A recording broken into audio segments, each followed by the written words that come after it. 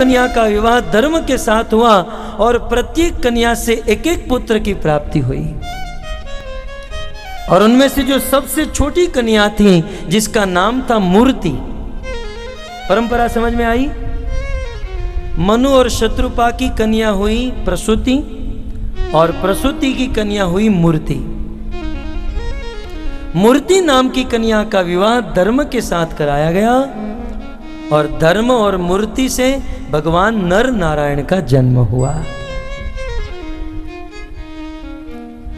जैमिनीय भारत में लिखा है भगवान नर नारायण किस सिचुएशन में प्रकट हुए। जैमिनी भारत में भाष्यकार कहते हैं हमारे उत्तराखंड में हरिद्वार से 4 धाम जहां पर जाया जाता है, पवित्र देवभूमि जिसे कहते हैं, गंगा की धारा निरंतर बहती है, ऋषि मुनि जहां पर जप तप करते हैं, वहीं पर एक बहुत बड़ा असुर हुआ जिसका नाम था सहस्त्र कवच असुर। सर्वप्रथम इस असुर ने बहुत बड़ी तपस्या की और तपस्या से शिव जी को प्रसन्न किया। आपने देखा होगा जितने भी असुर हैं ये जब तपस्या करते हैं या तो शिव जी की या तो ब्रह्मा जी की, खास करके शिव जी की तपस्या करते हैं क्योंकि बेचारे शिव जी बहुत भोले हैं, नाम ही है भोलेनाथ। क्योंकि असुर लोग देखते हैं कि इस दुनिया में ऐसा कौन सा देवता है जो जल्दी प्रसन्न हो जाए, ऐसा कौन सा देवता है जो तुरंत प्रकट हो जाए। वो तो एक ही है, देवादिदेव महादेव है। शिव जी जिनके विषय में पद्म पुराण में कहा गया, एक दिन एक चोर दिन भर चोरी करने के लिए गांव में घुमा लेकिन चोरी नहीं कर पाया।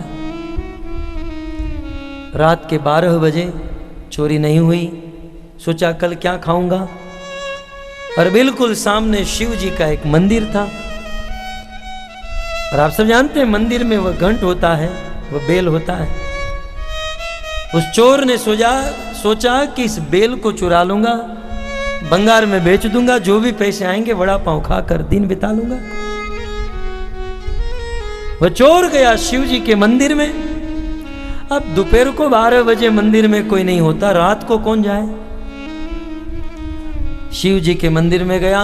चोर की हाइट थोड़ी कम थी, कद छोटा था, वो बेल ऊपर था, सोचा यहां पर कोई है नहीं, शिवलिंग के ऊपर चढ़ गया।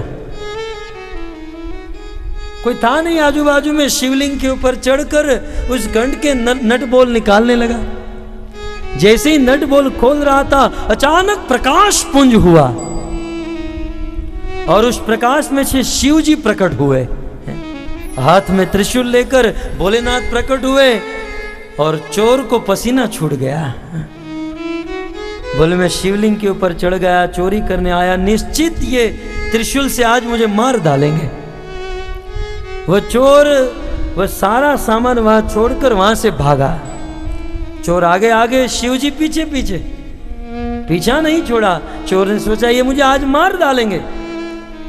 कैसे भी करके शिव जी ने चोर को पकड़ा। बोले महाशय आप कहां भाग रहे हो, मैं तो आप पर बहुत प्रसन्न हूं, आपको जो चाहिए वो मांग लो। चोर ने सोचा लगता है रॉन्ग नंबर लग गया है, और नहीं तो खिला पिला कर हलाल करना चाहते हैं, 2 में से एक है। क्योंकि मैं गया था चोरी करने, चढ़ गया था शिवलिंग पर और ये मुझ पर प्रसन्न हो गए। चोर ने पूछ लिया महाराज मैंने तो ऐसा कौन सा काम किया जिससे आप मुझ पर प्रसन्न हो गए, किस बात पर आप प्रसन्न हुए। शिव जी ने इतना ही कहा शिवरात्रि के दिन मेरी शिवलिंग के ऊपर कोई थोड़ा सा जल और बिली पत्र चढ़ाता है, मैं प्रसन्न हो जाता हूं। आज तो तुम पूरा पूरा मुझ पर चढ़ गए, मैं प्रसन्न कैसे नहीं होऊंगा। थोड़ा सा जल और बिली पत्र चढ़ाने से प्रसन्न हो जाता हूं, तुम तो पूरा पूरा चढ़ गए, मैं प्रसन्न हूं, जो चाहिए वो मांग। ये है हमारे भोलेनाथ। नमामीश मीशान निर्वाण रूपम। शिव जी की इन लीलाओं को अनेक अनेक स्तोत्रों में गाया गया है। भक्त बड़े भोले हैं, और जब भी कोई असुर तपस्या करता है तो शिव जी तुरंत प्रकट हो जाते हैं। जानते इसका कारण क्या है? इसका कारण यही है, शिव जी का एक ही कार्य है, वो अपने धाम वैकुंठ में कैलाश में बैठकर या तो भगवान का नाम लेते हैं या भगवान की कथा कहते हैं, और उसमें शिव जी को बड़ा आनंद आता है, बड़ा आनंद।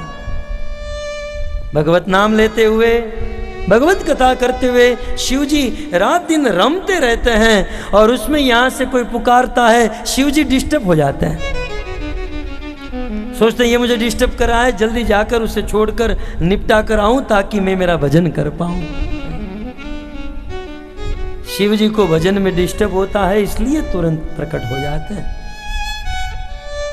उत्तराखंड में बहुत बड़ा असुर शिव जी की तपस्या किया, तामसिक यज्ञ किया, शिव जी प्रकट हो गए। शिव जी ने कहा, वत्स जो चाहिए वह मांगो। कहा, भोलेनाथ मुझे अमर बना दो। शिव जी ने कहा, अमर तो नहीं बना सकता। तो बोले एक काम करो, मुझे ऐसा वरदान दे दो, मेरे शरीर पर 1000 कवच हो जाए, 1000 कवच लग जाए, और यदि कोई मेरे साथ युद्ध करने के लिए आए तो 1000 वर्ष तक युद्ध करे, तब जाकर मेरा एक कवच टूटे और कवच तोड़ने वाला आदमी मूर्छित हो जाए। शिव जी ने कहा तथास्तु, क्योंकि उनकी कथा छोड़कर आए थे, तथास्तु कह के चले गए। लेकिन यहां शिव जी ने ऐसे कान नहीं पकड़ा तो घुमाकर पकड़ा दिया। बताइए, ये ऑलमोस्ट अमर तो हो ही चुका, क्योंकि 1000 कवच लग चुके थे, और कवच तोड़ने वाला आदमी 1000 वर्ष तक युद्ध करे तब एक कवच टूटे और युद्ध करने वाला मूर्छित हो जाए। अब इसे कौन मार पाए? शिव जी से वरदान प्राप्त करके सहस्त्र कवच असुर ऋषि मुनियों को परेशान करने लगा। साधुओं की साधना बंद कराई, ऋषि मुनियों की अग्नि बंद कराई, भक्तों की भक्ति बंद कराई। सारे ऋषि मुनि त्राहिमाम त्राहिमाम कर उठे, भगवान विष्णु की शरण में गए। प्रभु आप इस असुर से हमारा छुटकारा कीजिए। इस सहस्त्र कवच असुर के कारण हमारा भजन नहीं हो पा रहा है, हमारे यज्ञ नहीं हो पा रहे। भगवान ने कहा बहुत जल्द मैं इसका वध करूंगा। जैमिनी भारत में ऐसा लिखा है। उस समय भगवान ने नारद मुनि को बुलाया, कहा नारद, उसने वरदान मांगा है कि 1000 वर्ष तक युद्ध करे तब जाकर कोई उसके कवच को तोड़े। नारद एक काम करो, इस पृथ्वी पर देख कर आओ, ऐसी कौन सी जगह है, ऐसा कौन सा स्थान है जहां पर एक दिन तपस्या करने से 1000 वर्ष तक तपस्या करने का फल मिलता है। नारद जी सबसे पहले अमेरिका गए, क्योंकि फेमस है ना अमेरिका, सबसे डॉलर सबसे ज्यादा है। फिर यूरोप गए, फिर गल्फ गए, ऑस्ट्रेलिया गए, सब जगह पर घूमे, फिर भारत में आए। सोचा भारत भूमि बड़ी पवित्र भूमि, और भारत में भी भ्रमण करते करते उत्तराखंड में, और उत्तराखंड में 4 धाम अंतर्गत जब बद्रीनाथ धाम में गए, समझ गए नारद मुनि तपस्या करने के लिए सबसे श्रेष्ठ भूमि है। नारद जी भगवान विष्णु के पास गए, प्रभु इस पृथ्वी पर भारत खंड, भारतवर्ष में बद्रीनाथ धाम इतना पवित्र है जहां पर एक दिन तपस्या करने से 1000 वर्ष की तपस्या का फल मिलता है। भक्तों 2 दिन पहले द्वार खुला है, यदि सौभाग्य हो, यदि समय हो तो आप लोग 4 धाम की यात्रा अवश्य कीजिएगा। और कोई प्लान नहीं है तो हमारे साथ चलिए। हम लोग 2 तारीख को जा रहे हैं। बम्बई से 1500 भक्त जा रहे हैं। वहाँ पर यात्रा करेंगे, कथा सुनेंगे। तो बहुत सुंदर बद्रीनाथ धाम है। नारद मुनि ने भगवान को ये प्रस्ताव दिया और अतः भगवान विष्णु, भगवान ने सोचा इसे मारने के लिए मैं इसे अकेला नहीं मार पाऊंगा, क्योंकि शिव जी के वरदान को भी रखना है। इसलिए भगवान नारायण अपने भक्त नर को साथ लेकर धर्म और मूर्ति के पुत्र के रूप में नर नारायणावृणी, सुत जी कहते हैं, नर और नारायण बनकर भगवान इस पृथ्वी पर प्रकट हुए। नारायण साक्षात भगवान और नर भगवान का भक्त, दोनों भाई होकर इस पृथ्वी पर आए। जन्म लेते ही वे बड़े हो गए। माता पिता से प्रणाम किए, आज्ञा मांगे, हम तपस्या करने जा रहे हैं, जब भी हमारी आवश्यकता हो हमें याद कीजिएगा, हम प्रकट हो जाएंगे। नर नारायण बद्रीनाथ धाम में तपस्या करने चले गए। और एक दिन ऋषि मुनियों को सुखी करने के लिए कविराज गोस्वामी ने कहा ना, भक्त गणे सुख दीते प्रभुर अवतार,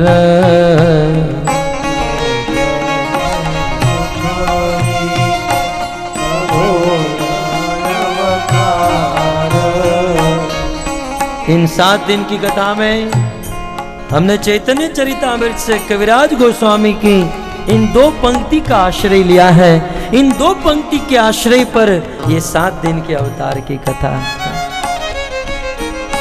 भगवान ने इतने कार्य किए, इतनी तपस्या, इतनी लीला, इस पृथ्वी पर आए क्यों?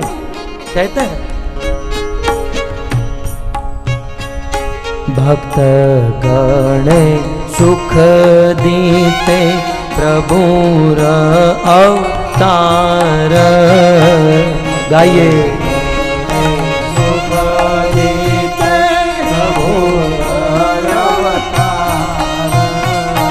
जहाँ जय छे योग्य वहाँ करे न व्यवहार,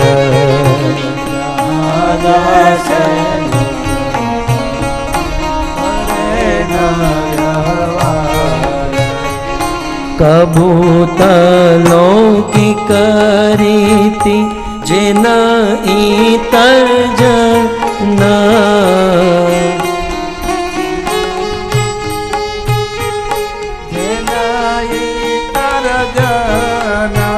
कभी कभी भगवान लौकिक रीति करते हैं, लोक रीति के अनुसार। बहुत सुंदर, ये मैं आपको आने वाले दिनों में कहूंगा। कभी कभी लगता है भगवान इतने आसक्त।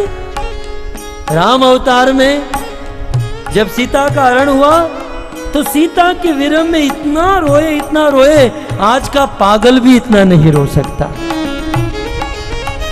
प्रत्येक वृक्ष को, पशु पक्षी को, पत्थर को पूछते हुए आपने मेरी पत्नी को देखा, आपने मेरी सीता को देखा।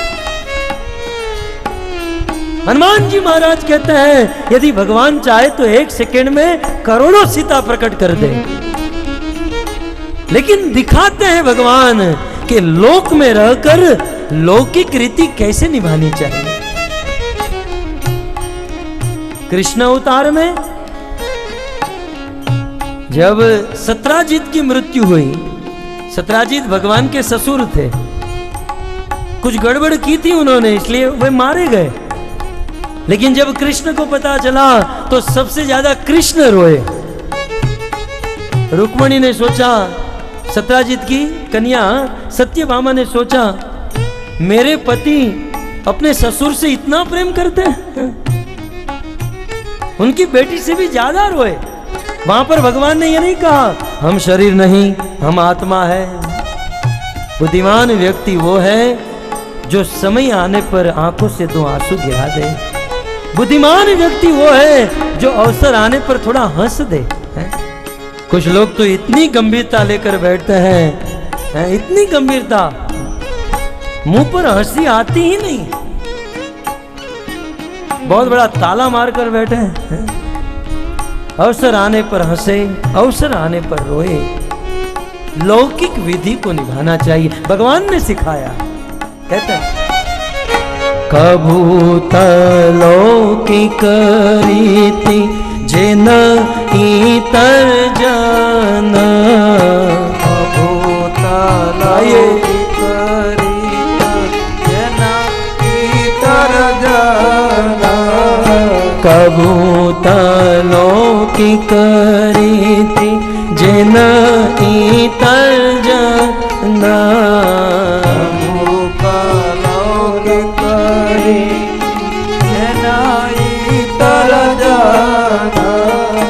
कबू स्वतंत्र करे न ऐश्वर्य प्रकटना, कबू स्वतंत्र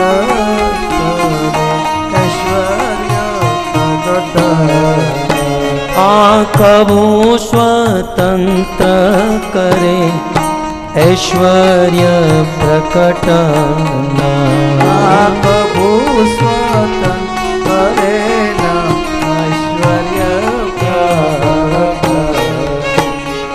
भक्त गण सुख दीते प्रभुर अवतार, भक्त गण सुख दीते प्रभुर अवतार, भक्त गण सुख दीते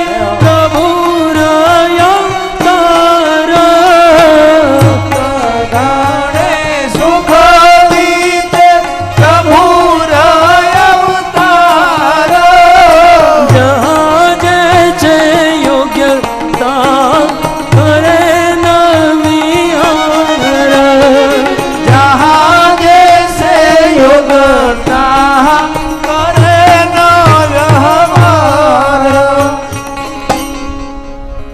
भक्त गणे सुख देते प्रभुर अवतार। प्रभु का अवतार ही तो इसी के लिए हुआ है ना, भक्तों को सुख देने के लिए। भगवान नर नारायण ने देखा कि ऋषि मुनि परेशान है और नर नारायण मिलकर सहस्त्र कवच असुर के साथ युद्ध करने लगे।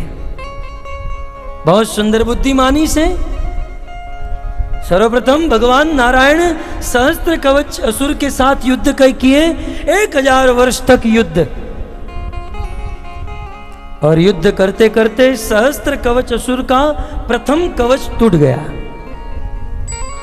और शिव जी का वरदान था, अतः भगवान मूर्छित हो गए।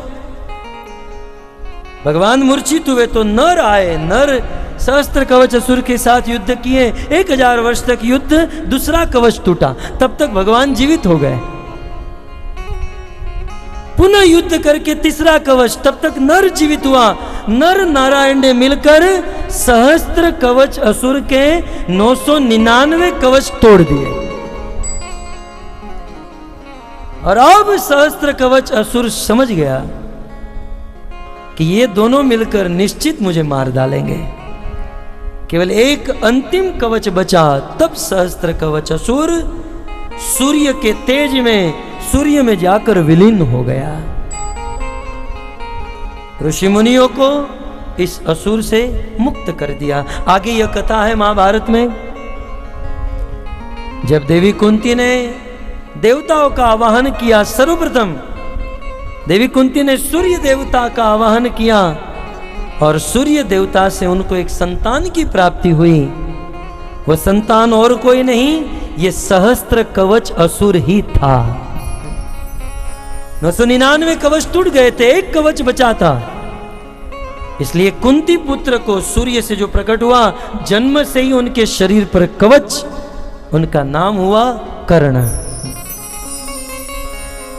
और इसीलिए भगवान कृष्ण ने महाभारत के युद्ध में अर्जुन के द्वारा कर्ण का वध कराया। प्रथम प्रहार इनके ऊपर नारायण ने किया था, इसलिए अंतिम प्रहार नर अर्थात अर्जुन के द्वारा हुआ, इनकी मृत्यु हुई। इस प्रकार यह चतुर्थ अवतार धारण करके भगवान ने नर नारायण का वध किया। और भगवान नर नारायण आज भी बद्रीनाथ में तपस्या करते हैं। साकेतवासी संत शिरोमणि श्री पंडित राम वल्लभ शरण जी महाराज एक बहुत सुंदर बात कहा करते थे, और ये सत्य भी है कि भगवान नर नारायण इस संसार में जितने भी पाप हो रहे हैं,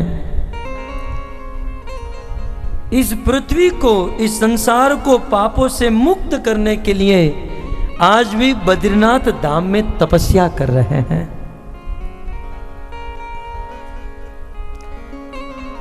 नहीं तो विचार कीजिए, आज पृथ्वी पर कितने पाप हो रहे हैं।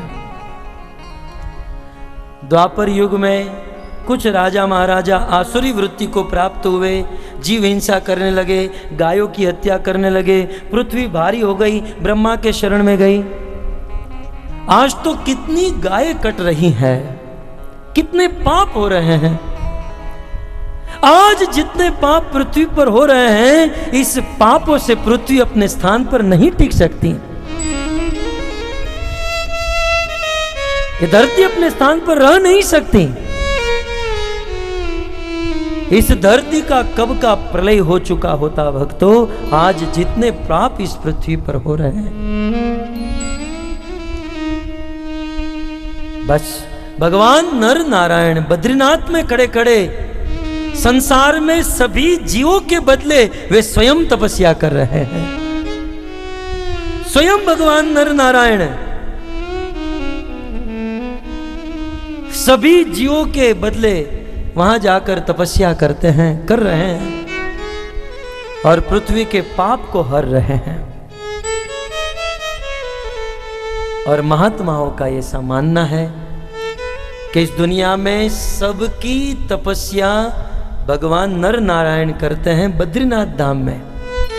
और यदि कोई मनुष्य साल में एक बार बद्रीनाथ धाम में जाकर नर नारायण का दर्शन करता है तो साल भर तपस्या करने का फल प्राप्त हो जाता है। इसलिए बद्रीनाथ की यात्रा होती है।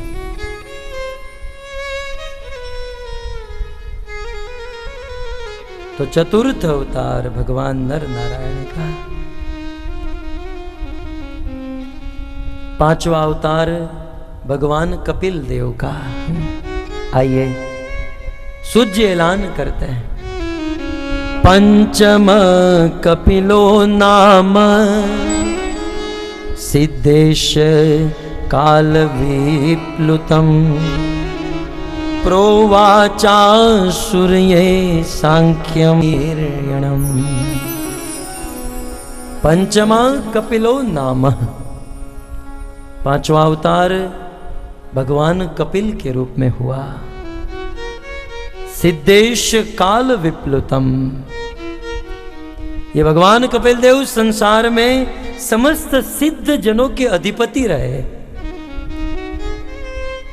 काल विप्लुतम, समय के प्रभाव से नष्ट हुए ज्ञानियों को, जिन ज्ञानियों का ज्ञान समय के प्रभाव से नष्ट हो गया है, ऐसे अज्ञानी को सांख्य शास्त्र का उपदेश देने के लिए भगवान कपिल देव पांचवें अवतार के रूप में इस पृथ्वी पर प्रकट हुए। प्रकट होकर सांख्य शास्त्र का उपदेश दिया। अब तो ये सांख्य शास्त्र सृष्टि के प्रारंभ से था। विशेष करके ज्ञान योग में सांख्य शास्त्र का उपदेश और इनके बारे में अधिकतर अध्ययन किया जाता है। सांख्य शास्त्र माने तत्व ज्ञान, संसार के प्रत्येक तत्व को अलग अलग भिन्न भिन्न करके प्रत्येक तत्व के वास्तविक गुण को, वास्तविक स्वरूप को समझना, इसे सांख्य शास्त्र कहा जाता है। जैसे किसी आदमी को देखते हैं तो बहुत अच्छा लगता है, लेकिन ये आदमी, ये शरीर, ये है क्या? पंच पंच अद्भुतम गृहम, यह है सांख्य शास्त्र। किसी भी व्यक्ति को देखें तो एक नहीं, उसमें 25 वस्तु दिखाई देनी चाहिए। तत्व ज्ञान जिसे कहा जाता है। जैसे किसी भी व्यक्ति का शरीर 25 तत्व से बना है। पंच महाभूत, पृथ्वी, जल, अग्नि, वायु और आकाश। 5 महाभूत, 5 ज्ञानेंद्रिय, 5 कर्मेंद्रिय, 5 तन मात्रा, 20 हो गए। और अन्य 5 सूक्ष्म तत्व, मन, बुद्धि, अहंकार, आत्मा और परमात्मा। इन 25 तत्वों से यह शरीर बना है। प्रत्येक तत्व को अलग अलग, भिन्न भिन्न करके उनके स्वरूप को समझना और तत्व ज्ञान प्राप्त करना सांख्य शास्त्र कहते हैं। कालांतर में सूत जी कहते हैं, प्रोवाचा सूर्ये सांख्यम तत्वगाम विनिर्णयम। कालांतर में आसुर नाम के एक ब्राह्मण हुए। जैसे कृष्ण ने अर्जुन को माध्यम बनाकर गीता का ज्ञान दिया, जैसे भगवान कपिल देव ने आसुरी नाम के ब्राह्मण को माध्यम बनाकर सांख्य शास्त्र का ज्ञान संसार के जीवों को प्रदान किया।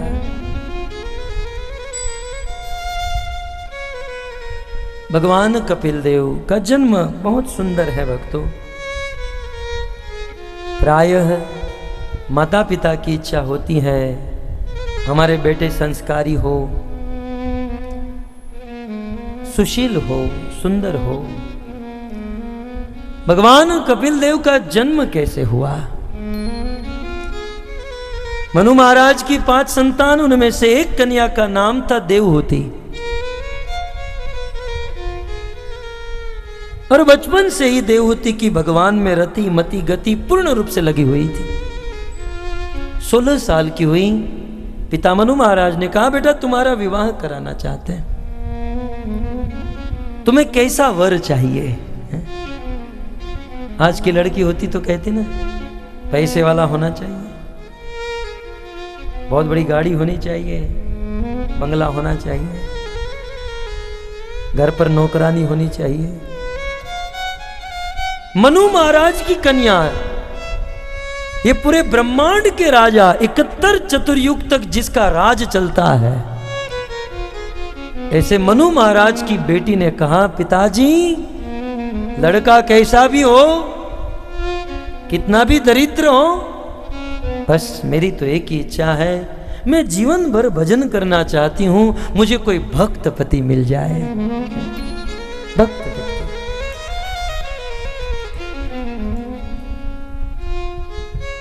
दूसरी ओर ब्रह्मा जी से एक पुत्र उत्पन्न हुए जिसका नाम था कर्दम। और ब्रह्मा जी की आज्ञा हुई, आप विवाह करो, प्रजा की उत्पत्ति करो। कर्दम ऋषि को आज्ञा मिली विवाह करने की। आज के लड़के को यदि पिताजी कहते, बेटा हम तो थक गए हैं, तुम एक काम करो, तुम स्वयं शादी कर लो, वो लड़का दूसरे दिन पत्नी को लेकर घर पर आएगा। सच कहे तो आज कहने की भी जरूरत नहीं पड़ती, वो तो शादी वादी करके ही आते हैं आशीर्वाद लेने के लिए, पिताजी शादी हो गई हमारी कोर्ट में, आप आशीर्वाद दे दीजिए, क्योंकि हमारा लव मैरिज हुआ है। लेकिन धन्य है कर्दम ऋषि, एक आदर्श पुत्र। पिताजी ने आज्ञा दी विवाह करो। विवाह करने से पहले कर्दम ऋषि ने तपस्या की, इतनी घोर तपस्या, कर्दम जी ने अपना पूरा शरीर सुखा दिया। करदम जी की तपस्या से भगवान विष्णु प्रसन्न हुए, गरुड़ पर सवार होकर भगवान गरुड़ ध्वज करदम जी के सामने प्रकट हुए। और करदम मुनि की तपस्या को देखकर भगवान के हृदय में बड़ा कष्ट हुआ। इतनी भी तपस्या कोई करता है? मुझे प्राप्त करने के लिए इतनी तपस्या? भगवान को बड़ा दुख हुआ। अखिल ब्रह्मांड नायक भगवान विष्णु की आंखों से आंसू निकल गए। करदम जी की तपस्या को देखकर भगवान विष्णु की आंखों से इतने आंसू निकले कि उस आंसू का एक सरोवर बन गया। और उस सरोवर का नाम हुआ बिंदु सरोवर। भगवान प्रकट, कहा करदम तुम्हारी तपस्या से प्रसन्न हूं, तुम्हें जो चाहिए वो मांग लो। करदम जी ने कहा प्रभु मुझे तो कुछ नहीं चाहिए, हमारे पिताजी की इच्छा है मैं विवाह करूं, मैं तो भजन करना चाहता हूं, बस एक अच्छी पत्नी दे दीजिए। भगवान ने कहा बताओ करदम कैसी चाहिए? आज के लड़के के सामने साक्षात भगवान आकर कहे कैसी पत्नी चाहिए तो कहेगा ना गोरी होनी चाहिए, काले काले बाल और बिल्कुल पतला शरीर हो। अब आजकल पतले का जमाना है।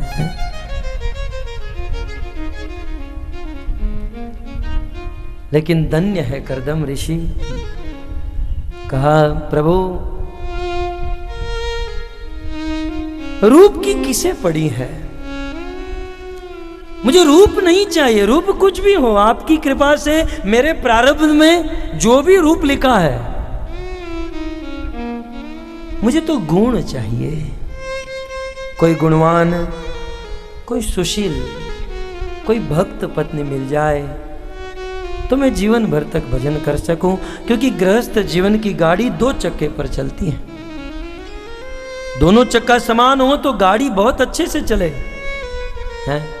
एक रिक्शा का चक्का हो और एक ट्रक का हो तो कैसे बैलेंस होगा? है?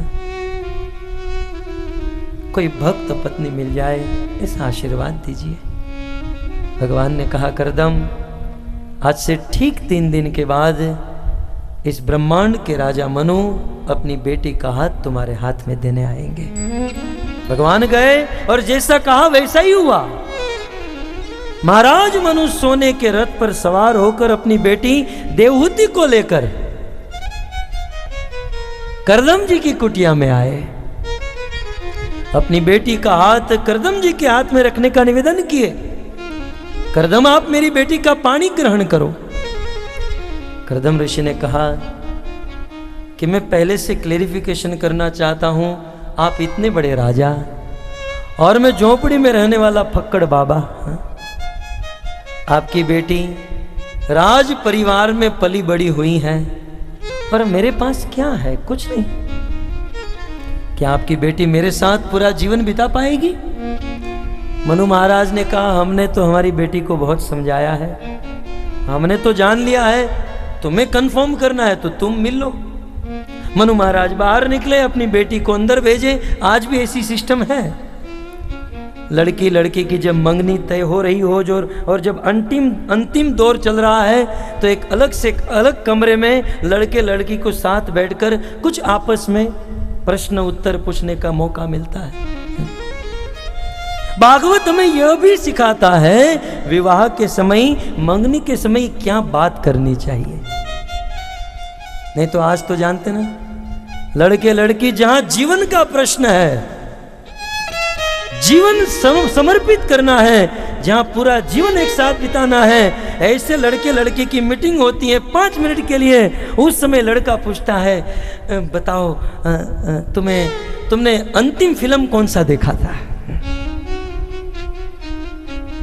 अंतिम लास्ट मूवी कौन सा देखा था? बाहुबली या फैन या जंगल बुक? अच्छा मुझे ये बताओ तुम्हें येलो पसंद है या ग्रीन पसंद है? आज के लड़के ऐसा प्रश्न, ये लो ग्रीन छोड़, तू सीधा सीधा पूछ, रोटी बनाने आती है, सब्जी का तड़का मारने आता है? देखिए भागवत की सुंदर शिक्षा। जब देवहूति अंदर करदम ऋषि के पास आई, करदम जी की सुंदर परीक्षा, ऐसी परीक्षा, करदम जी स्वयं आसन पर बैठे हैं और देवहूति को आसन दिया, कहा देवहूति आसन ग्रहण करो। करदम जी की परीक्षा थी, लेकिन देवहूति बुद्धिमान थी। देवहूति ने एक घड़ी में सोच लिया, यदि पति की बराबरी करूं, आसन ग्रहण करूं, तो होने वाले पति का अपमान हो जाए, और यदि आसन ग्रहण न करूं तो पति की आज्ञा का उल्लंघन हो जाए, धर्म संकट। लेकिन भजन करने वाले को भगवान बुद्धि देते हैं। उस समय देवहूति अपना एक हाथ आसन पर रखी और आसन के नीचे बैठ गई। हाथ आसन के ऊपर रखने का अर्थ होने वाले पति की आज्ञा को स्वीकार किया, और आसन पर नीचे बैठने का अर्थ होने वाली पति से एक कदम नीचे बैठी। भक्तों, ये स्त्री का आचरण है। आर्यवर्ष की स्त्री कभी भी अपने पति से अपनी बराबरी नहीं करती। ये तो पाश्चात्य संस्कृति है, लेडीज फर्स्ट। लेकिन वेदों की मर्यादा, स्त्री को सदैव अपने पति से एक कदम पीछे रहना चाहिए। स्त्री कभी भी ऐसा काम न करे ताकि उनके पति की इज्जत, उनके पति का नाम समाज में बिगड़े। कभी भी स्त्री ऐसा कार्य, आर्यवर्ष की स्त्री कभी भी ऐसा कार्य नहीं करती जिसे सामने वाला कह दे नहीं, पत्नी से तो, पति से तो पत्नी अच्छी है। पत्नी सदैव अपने पति को महान करके बताती है। आर्यवर्ष की नारी सदैव अपने पति से एक कदम पीछे रहती है। पितामह भीष्म गांधार नरेश के पास अपने धृतराष्ट्र के लिए उनकी बेटी का हाथ मांगने गए। गांधार नरेश ने स्वीकार किया। पितामह भीष्म ने कहा, हमारे धृतराष्ट्र जन्म से अंधे हैं। ये पता चलते ही गांधारी ने अपने आंखों पर पट्टी बांध ली। अनेकों लोगों ने समझाया, गांधारी पट्टी क्यों बांध रही हो? तुम्हारी आंखें होगी तो तुम अपने पति की सेवा कर सकती हो।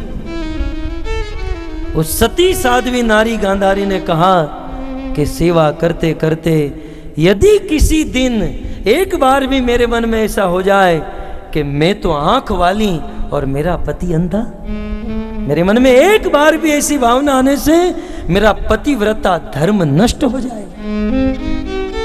इसलिए मेरा होने वाला पति अंधा तो मैं भी आंखें बंद करूंगी। आर्यवर्ष की नारी।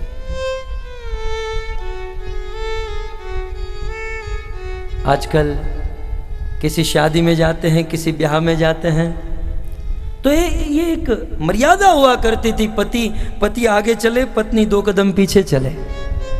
लेकिन आज देखते हैं पत्नी 10 कदम आगे और पति बेचारा पीछे, एक हाथ में थैला है, एक हाथ में बेटा है, कूली की तरह। शादी के पहले हीरो नंबर 1, शादी के बाद कुली नंबर 1, कुली बनकर चलता है। और उसमें भी पार्टी में यदि कोई पूछे कि ये आपके साथ ये कौन है, ये आपके साथ ये कौन है, तो जानते क्या, ही इज माई हस्बैंड, ये मेरा रमेश। लगता है अभी उठाकर गोद में बिठा लेगी। पता नहीं चलता पति का इंट्रोडक्शन कर रही है, बच्चे का कर रही है। कितनी सुंदर मर्यादा है भक्तों। शास्त्र में लिखा है, अपने मुख से अपने पति का नाम लेने वाली पत्नी अपने पति की आयु नष्ट कर रही है। अपने मुख से अपने पति का नाम लेने से पति की आयु कम हो जाती है। कुछ लोग तो प्रसन्न हो गई होगी, आपने मंत्र दे दिया, ये साला मर ही नहीं रहा था, आज से इनके नाम की माला जपेगी हम।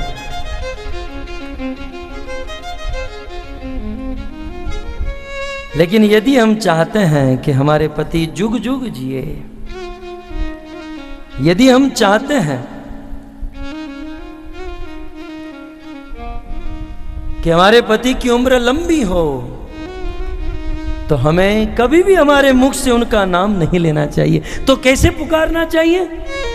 जगत जननी माता सीता से सीखिए। जब राम लक्ष्मण सीता को वनवास मिला और वनवास के दौरान अनेकों गांव, अनेकों स्थानों से वे गुजर रहे थे, कई गांवों से होकर जा रहे थे। एक दिन किसी आदिवासियों का गांव था। पुरुषों के समाज में राम और लक्ष्मण, स्त्री के समाज में वो कोल भील की स्त्रियों के साथ देवी सीता बैठी। और स्त्रियों का तो स्वभाव होता है ना, खास करके गांव की स्त्रियों का, आप कौन हो, आपके साथ ये कौन है, किस गांव के हो, है? तो उस कोल भील की स्त्रियों ने पूछा, गोस्वामी की भाषा में कहता हूं, कोटि मनोज लजाव निहारे, सुमुखी कहूं को आही तुम्हारे। ए सखी, करोड़ों करोड़ों कामदेव को भी लज्जित करने वाले ये सुंदर सांवरी मूर्ति, ये परम पुरुष कौन है? ये तुम्हारे साथ ये पुरुष कौन है? आज की होती तो कह देती, ही इज माई हस्बैंड, ये रमेश। लेकिन देखिए सीता, जगत जननी मां सीता से सीखिए। सीता को पूछा गया कि ये कौन है? सीता का उत्तर देखिए, सूनी स्नेहमय मंजुल बानी, सकुची सिय मन मुह मुस्कान। अपने पति के बारे में पूछा ना, सीता प्रसन्न हो गई और मंद मंद मुस्कुराने लगी। और आज की पत्नियों के सामने पति का नाम लो तो दांत दबाने लगती हैं, ये साले का नाम कहां ले लिया। पूछा गया, ये तुम्हारे साथ कौन है? कितना सुंदर इंट्रोडक्शन, सहज। अब सीता इंट्रोडक्शन दे रही है अपने पति का, कैसे? सहज सुभाय तन सुंदर गोरे, नाम लखन लघु देवर मोरे। ये जो नीलांबर धारण किया है ना, हे सखियों, ये जो गौर वर्ण के हैं जिन्होंने नीलांबर धारण किया है, ये मेरे छोटे देवर हैं और इनका नाम लक्ष्मण है। पूछा था राम के लिए और बताया लक्ष्मण के बारे में। ये है आर्यवंश की संस्कृति, ये है हमारे देश की मर्यादा। जब भी हमारे पति का नाम ले, हमारे पति को इंडिकेट करना हो तो अपने बच्चे के नाम से, अपनी बेटी के नाम से। है? वहां तो बेटा बेटी कोई थे नहीं, इसलिए देवर के नाम से, अपने देवर के नाम से इंट्रोडक्शन दिया। तो वो जो है ना, वो मेरे छोटे देवर हैं, लक्ष्मण हैं। बोले वो नहीं, उनके बाजू में कौन है? ये तो जानबूझकर पूछ रही थी, उनके बाजू में जो है वे कौन है? अब देखिए, बहुरी बदन विधो अंचल ढाकी, पियत नचित ही भोह कर बाकी। जब पति के ऊपर दृष्टि गई ना, सीता ने अपना घूंघट तान लिया और शर्माते हुए अपनी भौं, अपने अपने आंख को तिरछी करते हुए कि उनके बाजू में जो है, शर्माते हुए उनके बाजू में जो है वो मेरे वो है। समझ गई, वे कोल भील आदिवासी लोग समझ गए। मैं कहता हूं इतना क्लेरिफिकेशन करने की क्या जरूरत है? He is my husband. जंगल में रहने वाले लोग समझ गए इतने में कि ये मेरे वो है। ये है आर्यवर्षी। यही मर्यादा सिखाने के लिए भगवान इस संसार में प्रकट होते हैं। आइए 5 मिनट के लिए संकीर्तन करें और पुनः कथा का शेष भाग शुरू करेंगे।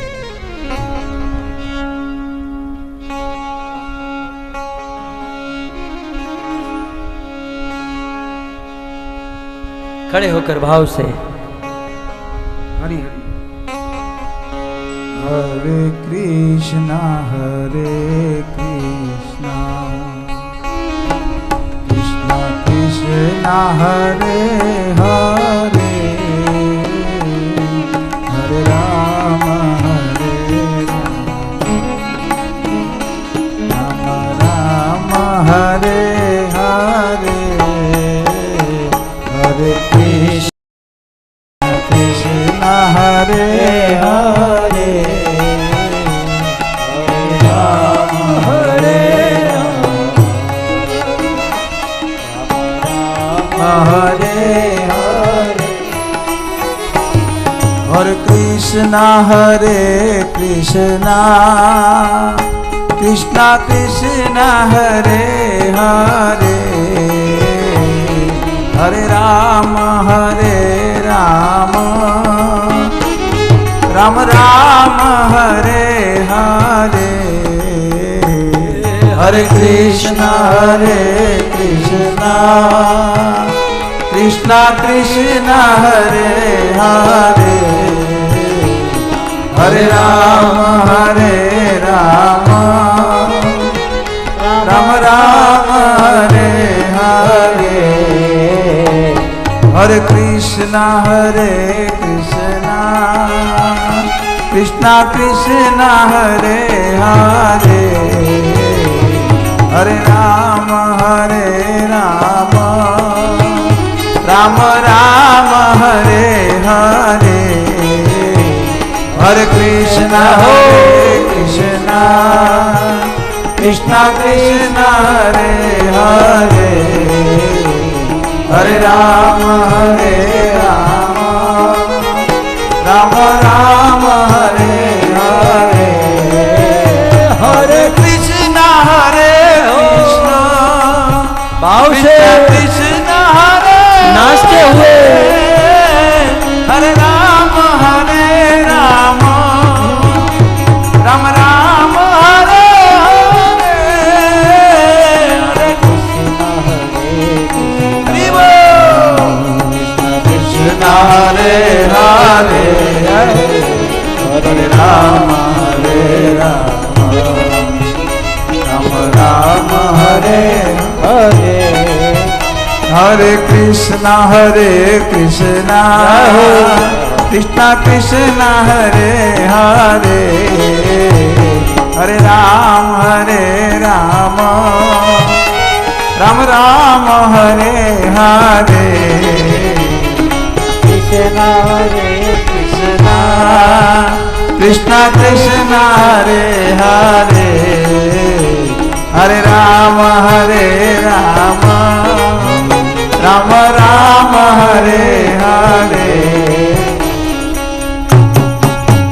राधा रानी को कन्हैया बड़ो प्यारो, मनमोहन मुरली वारो, बड़ो प्यारो मनमोहन मुरली वारो, मनमोहन मुरली वारो, मनमोहन मुरली वारो, मनमोहन मुरली वारो, मनमोहन मुरली वारो, राधा रानी को कन्हैया प्यारो, मनमोहन मुरली वारो, राधा रानी को कन्हैया बड़ो प्यारो, मनमोहन मुरली वारो, घर घर माखन जाय चुरावे, घर माखन हालो घर घर माखन जाय चुरावे, घर माखन जाय चुरावे, माखन खाए दधी फैलावे, माखन खाय दधी फैलावे, माखन खाए दधी फैलावे, माखन खाय दधी फैलावे। माखन चोरी होते, माखन चोरी होते लागे बड़ो प्यारो, मनमोहन मुरली वारो। माखन चोरी होते लागे बड़ो प्यारो, मनमोहन मुरली वारो, मनमोहन मुरली वारो, मनमोहन मुरली वारो, आ मनमोहन मुरली वारो, मोहन मुरली वारो। राधा रानी को, राधा रानी को, राधा रानी को कन्हैया बड़ो प्यारो, मनमोहन मुरली वारो। राधा रानी को कन्हैया बड़ो प्यारो, मनमोहन मुरली वारो। जय हो भाव से।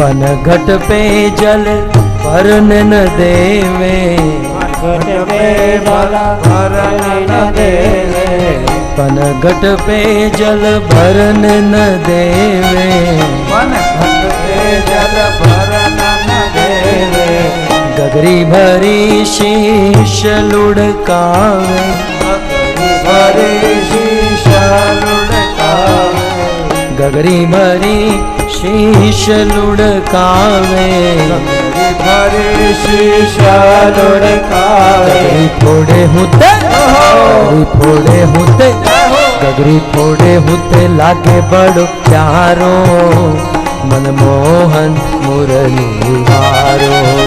गगरी फोड़े होते लागे बड़ो प्यारो, मनमोहन मुरली वारो, मनमोहन मुरली वारो, मनमोहन मुरली वारो, मनमोहन मुरली वारो, मनमोहन मुरली वारो। राधा रानी को, राधा रानी को, राधा रानी को कन्हैया बड़ो प्यारो, मनमोहन मुरली वारो। राधा रानी को कन्हैया बड़ो प्यारो, मनमोहन मुरली वारो।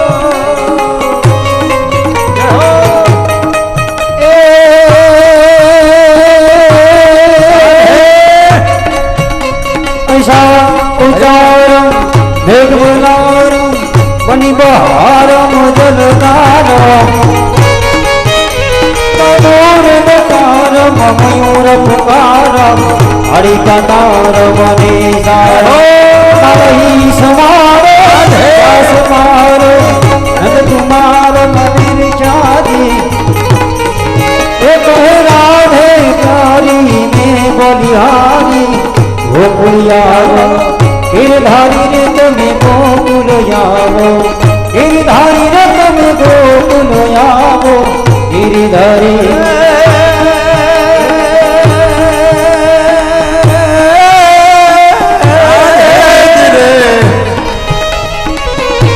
अचान घूमी लूमी झूमी अमर बादल देवलियो, अशान घूमी लूमी झूमी अमर बादल देवलियो, महलार महेली लाल गोहे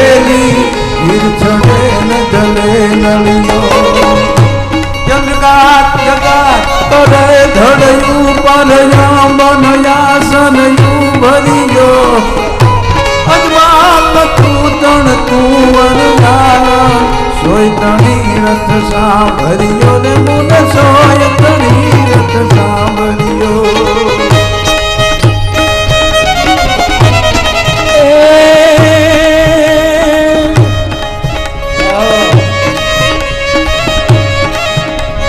धमक धमक दादुर दाउ डमकत रहकत मोर मलाल गिरा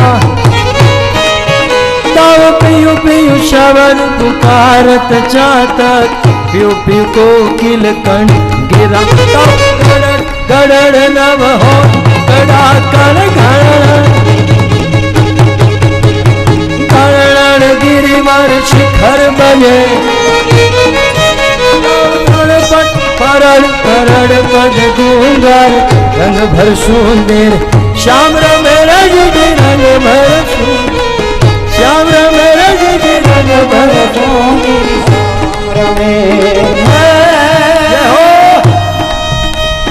हरे कृष्णा कृष्णा कृष्णा हरे हरे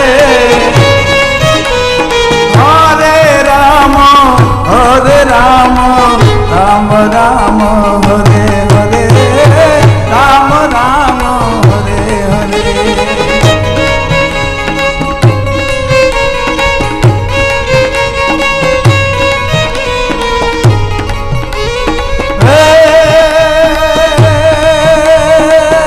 कर सर पर हरिया मार का प्रचार पर सदर अमर कर अनुसार कर पर मर घर मैल करे और हर सुर यवल यकर यति मनहर फल फल यति युर हरत करे निर्घात नार कवर कवर गुण निर्जट निकट मुकट सिर सवर नमे रण रण पट फरड़ फरड़ पद गूंगर रंग सुंदर श्याम रमेरे जी रंग भर सुंदर श्याम रमेरे जी रंग भर सुंदर श्याम रमे जय जय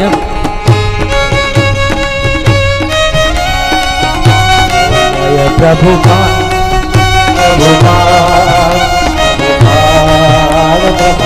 जय जय प्रभुपाद प्रभुपाद प्रभुपाद जय जय प्रभुपाद प्रभुपाद प्रभुपाद नित्य गौर हरि बोल हरि बोल हरि बोल हरि बोल नित्य गौर हरि बोल हरि बोल युग धर्म हरि नाम संकीर्तन की श्रील प्रभुपाद की जय गौर प्रेमानंद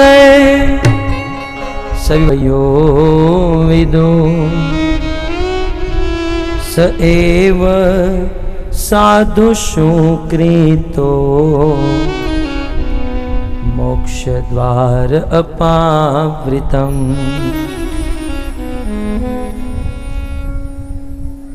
कर्दम ऋषि देवहूति की परीक्षा लेते हुए आसन प्रदान किए, निवेदन किए, देवहूति आप राज परिवार में पली बड़ी हुई हो,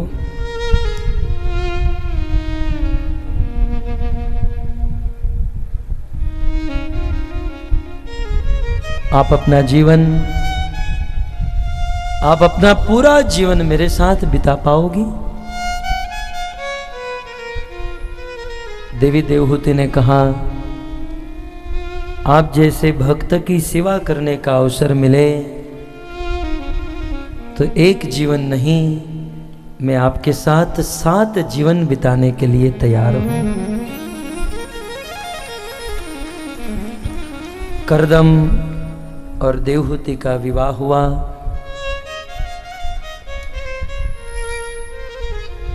और विवाह के बाद कर्दम और देवहूति को 9 कन्या की प्राप्ति हुई। पिता का कर्तव्य निभाते हुए कर्दम जी ने अपनी 9 कन्या का विवाह कराया। कला नाम की कन्या का विवाह मरीचि के साथ, अनसुया का अत्रि के साथ, श्रद्धा का विवाह अंगिरा के साथ, हविर्भू का विवाह पुलत्स्य के साथ, गति का पुलह, क्रिया का क्रतु के साथ, ख्याति का भृगु के साथ, अरुंधति का विवाह वशिष्ठ के साथ और शांति का विवाह अथर्वा के साथ कराया। 9 कन्या 9 का विवाह हुआ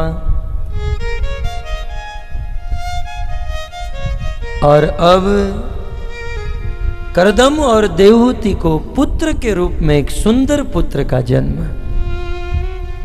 शास्त्र का सिद्धांत है पति और पत्नी दोनों भगवान के भक्त हो, दोनों भगवान की भक्ति करते हो तो उनकी संतान के रूप में या तो भगवान का शुद्ध भक्त प्रकट होता है या साक्षात भगवान प्रकट हो जाते हैं।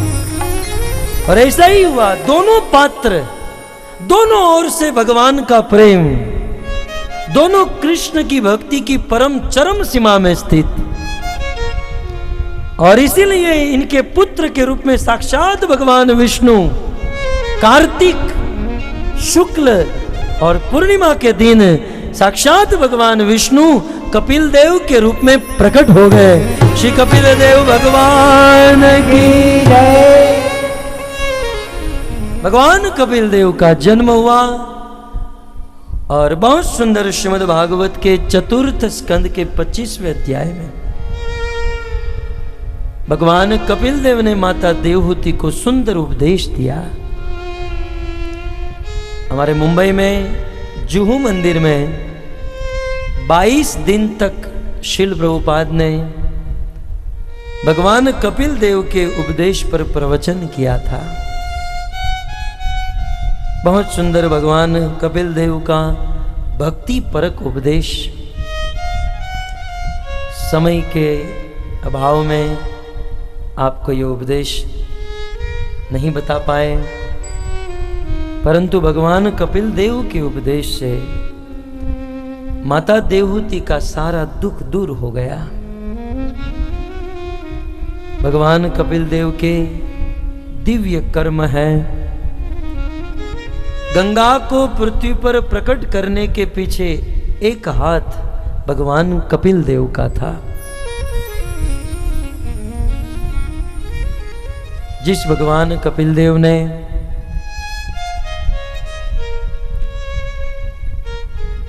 भगवान के अन्य अन्य अवतार तो देवताओं की पुकार से होते हैं, प्रभु आप पृथ्वी पर आइए, दुष्टों का विनाश कीजिए।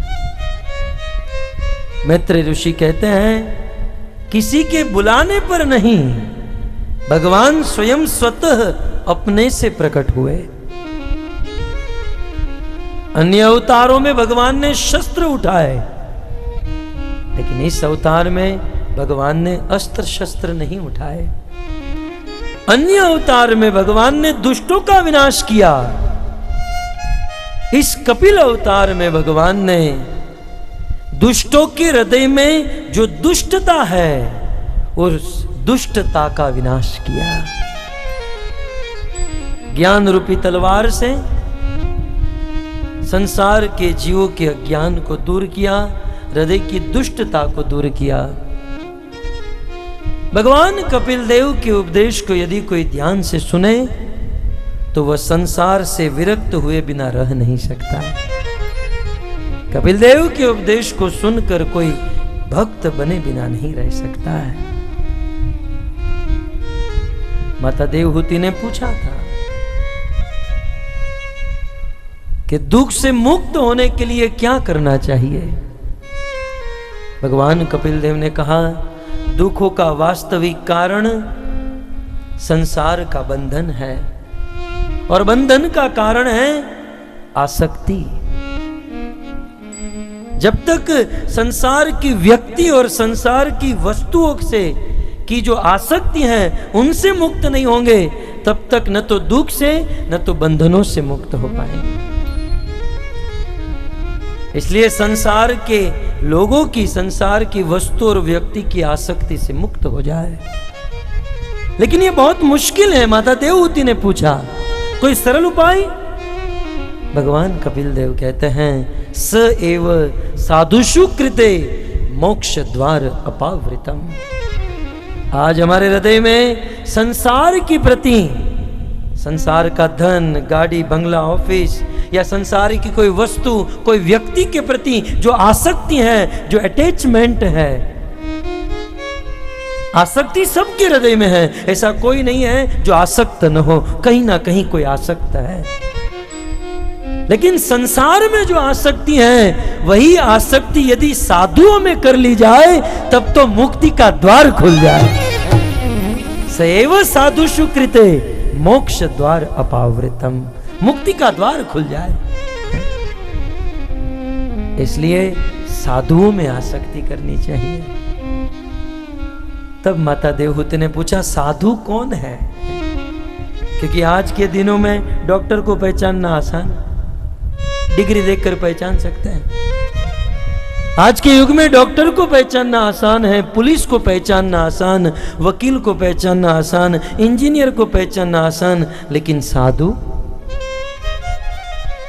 को पहचानना बड़ा मुश्किल है, बहुत कठिन। और बिना साधु की संगति किए आसक्ति से मुक्त नहीं हो सकते, जीवन का कल्याण नहीं हो सकता। तो मानव समुदाय के लिए सबसे बड़ा प्रश्न, साधु कौन? साधु किसे कहते हैं? क्योंकि आजकल संसार में कुछ ऐसे पाखंडी लोग साधु का रूप लेकर संसार के लोगों को लूटने का काम करते हैं। और इसलिए जो सच्चे साधु हैं उनको पहचानना भी मुश्किल हो जाता है। इसका अर्थ यह नहीं है, किरण भाई आपके अहमदाबाद में जब मैं आया ना, 2-3 बार ही आया, एयरपोर्ट से उतरा, मैंने कहा इस्कॉन मंदिर लेकर जाओ, तो इस्कॉन मंदिर पहुंचाया, कहा 500 रुपया। मैंने पैसा दिया। तो जब हमारे मंदिर के अध्यक्ष थे, मैंने कहा आपका मंदिर बहुत दूर है। बोले कहाँ दूर है प्रभु जी, एयरपोर्ट से बहुत निकट है।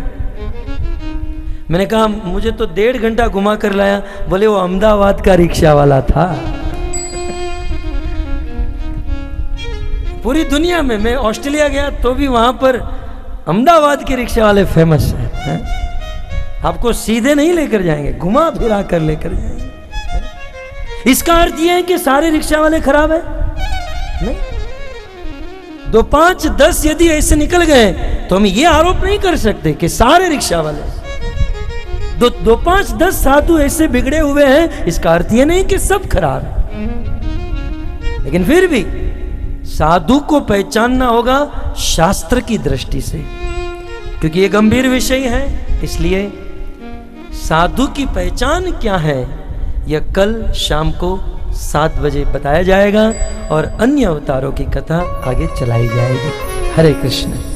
ग्रंथराज श्रीमद् भागवतम महापुराण की जय। श्रील प्रभुपाद की जय।